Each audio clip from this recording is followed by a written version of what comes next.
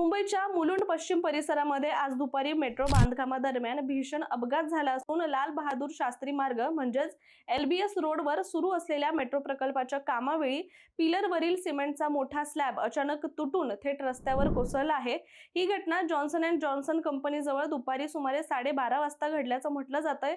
त्यावेळी LBS रोडवर नेहमीप्रमाणे वाहतूक सुरू होती। खालून जात असलेल्या एका रिक्षावर आणि एका कारवर हा जड स्लॅब कोसळला आहे, ज्यामध्ये वाहनांचा अक्षरशः चेंदामेंदा झालाय आणि या अपघातामध्ये एकूण 4 जण गंभीर जखमी झाल्याचं म्हटलं जात असल्यानंतर यामध्ये एकाचा दुर्दैवी मृत्यू झालाय। दरम्यान प्राथमिक माहितीनुसार काम सुरू असताना त्या ठिकाणी पुरेसे बॅरिगेड्स लावले नव्हते। वाहतूक कोंडी होऊ नये म्हणून काही बॅरिगेड्स हे हटवण्यात आल्याची चर्चा आहे। त्यामुळे सुरक्षेच्या नियमांचं पालन करण्यात आलं होतं का यावर सुद्धा प्रश्नचिन्ह उपस्थित झालेत। मुलुंड येथील LBS रोडवर गेल्या अनेक महिन्यांपासून मेट्रो मार्गिकेचं काम हे सुरू आहे। मुलुंड येथील LBS रोडवर गेल्या अनेक महिन्यांपासून हे मेट्रो मार्गिकेचं काम सुरू आहे आणि दररोज भले मोठे गर्डर आणि स्लॅब उचलून बसवण्याचं काम इथे केलं जातं। मात्र आज झालेल्या या दुर्घटनेमुळे बांधकाम सुरक्षेबाबत गंभीर चिंता व्यक्त केली जाते।